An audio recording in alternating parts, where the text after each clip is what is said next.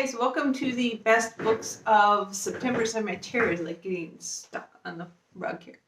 I am sitting here watching leaves fall down in earnest outside my window. A lot of them have started turning just in the last day or two, and a lot of leaves are falling down. It's pretty much like a continuous rain of leaves, which means we're going to have a lot of raking to do too soon.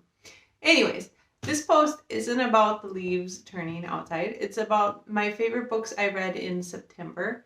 And I read a lot of really good books in September. For some reason, September, October are kind of the 2 months every year where a lot of the series I really love and a lot of new books that I really love tend to release.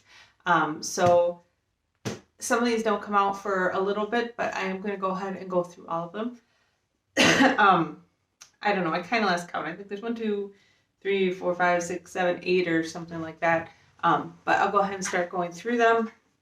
The first one I'm just gonna, well, they're kind of in the order that I read them in. So the first one is Igniting Darkness by Robin Lefevre. This is the second book in the Stalking Darkness, I think, or what, series by Robin Lefevre. This is a historical fantasy set in France mostly.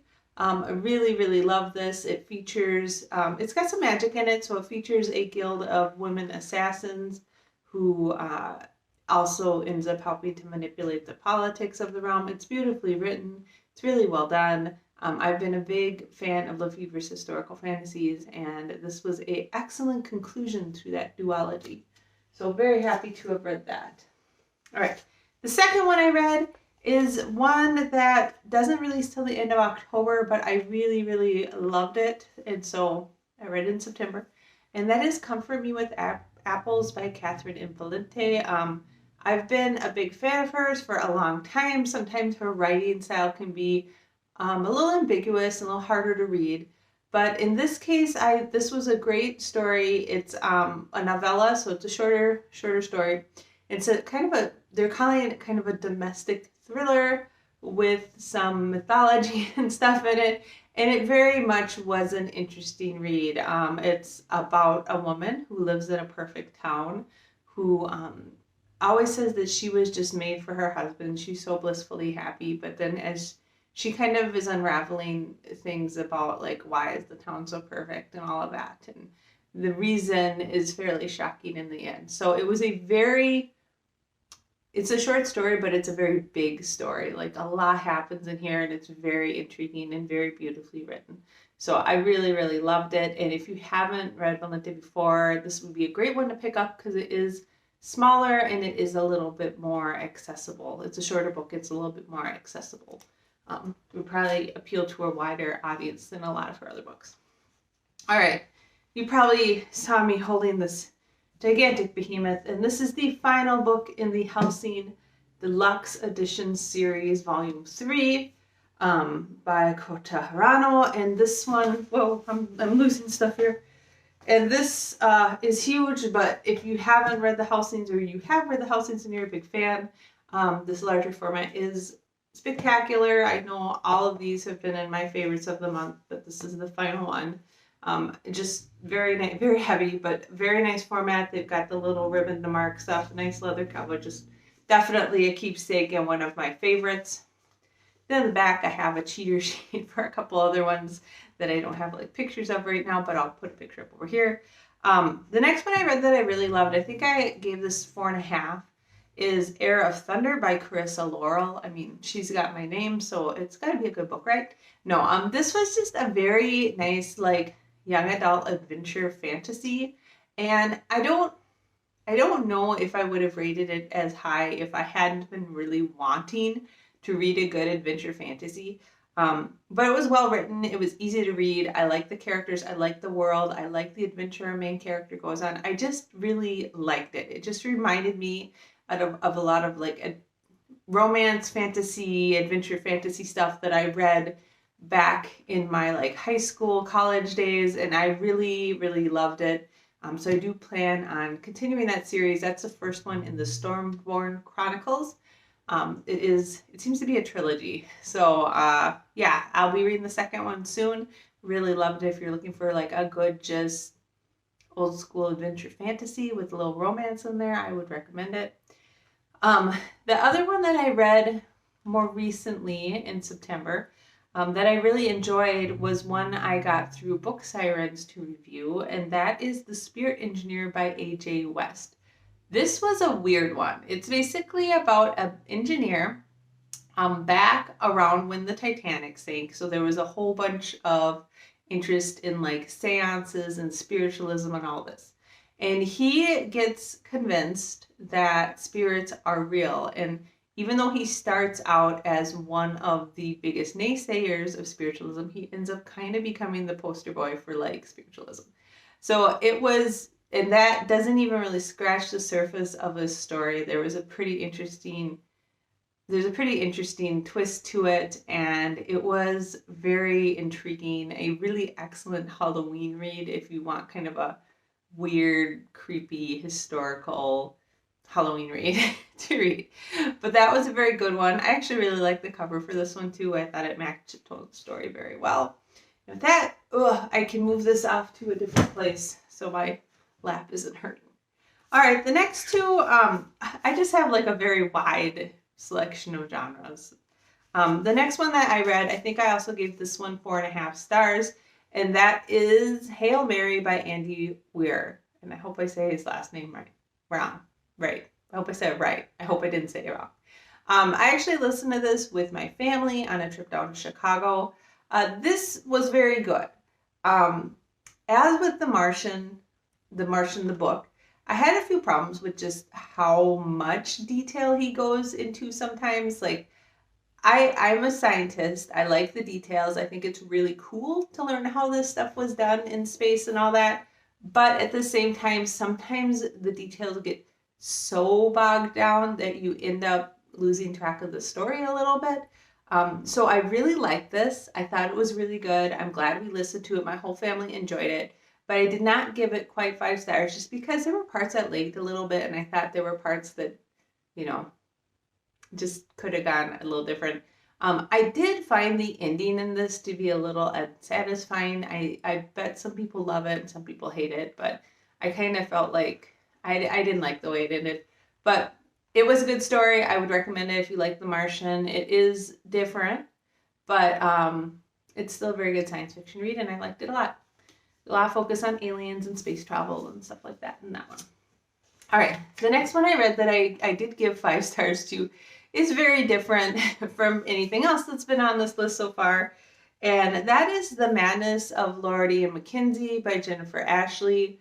This is the first book in it's like the McKenzies and the McQuaid series or something like that. This is a little bit random for me. I don't read a lot of like pure romance. This was on a list of like best romances of all time or something, and I thought I would check it out just for fun. This was really good. I really liked it a lot, and it is basically about a man who, well, it's about a woman and a man, obviously, and it is a romance. There's more of a story around there, but the main male character, he has autism pretty badly. And so it affects how he interacts with people, and it affects how he views the world.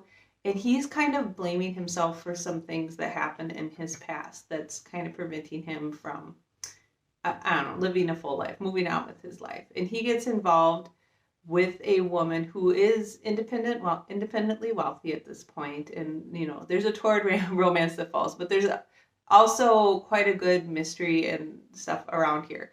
So this was very easy to read. It's one of those books that practically reads itself. It was very just well put together. Excellent characters, really good humor, wonderful setting. I really like that there was like a mystery in here. There's a lot of character development, and I was really impressed with it. So if I am not looking for a pure romance, I will probably check out more books in the series. It's not something I'm looking for very often, but I did enjoy it a lot. And so if you don't normally read romance or you are looking for other romance, I would recommend this one. This was really good. It was kind of the complete package. The romantic scenes were very creative and well done, and just like everything about it was really, really good. So I liked it a lot. All right, now on to something completely different from that. This series was also on my August best of list, I believe, and this is the second volume in the Gideon Falls series by Jeff Lemire, Andrea Sorrentino, and Dave Stewart. This is a really good graphic novel series if you kind of like that weird supernatural horror type of graphic novel. The tone of it reminds me very much of the Lock and Key series. It's weird. This is a weird one. It is kind of creepy and disturbing, and it's gory. But the thing that impresses me so much about this, I mean, the story is great and the characters are really intriguing, is just the way the graphic novel is put together. The panels in here are very artistically done. It's one of those things like the placement of the panels is telling the story just as much as the words. And it's just very intricate, very interesting. The whole way this is put together is just fascinating. And I'm absolutely loving it. I just finished reading volume 3 last night, so that's not going on my September, but it will go on my October because I really liked it.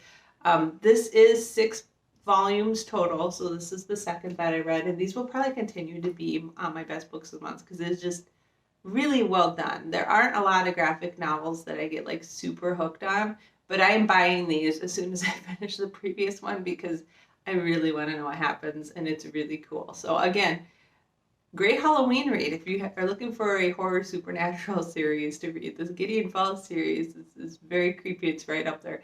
I haven't found it too scary. It's more just like eerie, creepy. There's like madness and people getting killed and all this stuff. So I liked it a lot. And then the last one on my, I think this is the last one on my best books of September is the most recent Black Butler by M. Devoso. That is volume 30, if you can believe it. This was a really good one. I really liked it. I always love the very intricate illustration style on these. They're just really, really, really well done. This one was a little bit different, though. It does not pick up where volume 29 left off. We actually go back into the past and find out Mayrin's past. So she's kind of the sharpshooter slash maid for Earl Phantomhive, and we get to find out like her past and how she ended up working for the Earl in all of this. And it was incredibly well done. I really enjoyed it. I am excited to get back to the main story, but I still really thought this was well done. And we see a little bit as well as of Sebastian the Butler's like influence over the Phantomhive family and how he is kind of recruiting this very nice but very deadly family for CL. So yeah, it was really well done and I liked it a lot. And this series is another one of my favorite manga series. I'm really enjoying Witch Hat 8 Lear too. I think a volume of that will be in my best of October. And of course enjoying the Gideon Falls series. So lots of great books this month of September. It's wrapping up. I think October is going to have a lot of 5-star reviews as well, because there's just, as I said, a ton of series that I read and love have books that come out kind of in that August through October time frame. So I'm very excited to get reading those. I just got a whole bunch of books this week in series that I'm so excited about. And I've got to be honest, like, I read a lot. So there's a lot of books I like. But there aren't, and I tend to like, I think the majority of my reviews are 4 stars, right? I like books. I pick them up because I think I'm going to like them and I like reading them. But there have been, there haven't been many that I'm like super excited about anymore. I think I'm a little burnt out on the fantasy genre for a while here. Like I used to read a lot of urban fantasy and paranormal. I got a little burnt out on it, and then I kind of switched to like more historical fantasy, steampunk. And I occasionally get just a little burnt out feeling, but I have some ones coming up, both for my Stacking the Shelves post this coming Saturday and just this month in general, that I am genuinely excited about. Like one of them I talked about in my last Stacking the Shelves, the one and only Crystal Druid. Like I bought that as soon as it came out and I immediately read it. And there really aren't a lot of books or series like that for me right now, but that was one of them, and there's a few more coming up soon that I'm super excited about. So those are the best books that I read in September. If you read some excellent books in September and would like to share, please comment down below. I love to hear about that kind of stuff. I try to post on Wednesdays and Saturdays. Wednesdays is something different. I've been doing kind of a steampunk series where I talk about different steampunk novels I've read in different categories. And of course, my best of the month post go in there. Occasionally I have like a tea subscription box post that comes up. But those are the kind of Wednesday posts I do, and then Saturdays usually stacking the shelves. So I hope that you got a lot of great books this month and that you had some wonderful ones that you read. I hope you have a great week of reading coming up, and I will talk to you later. Bye.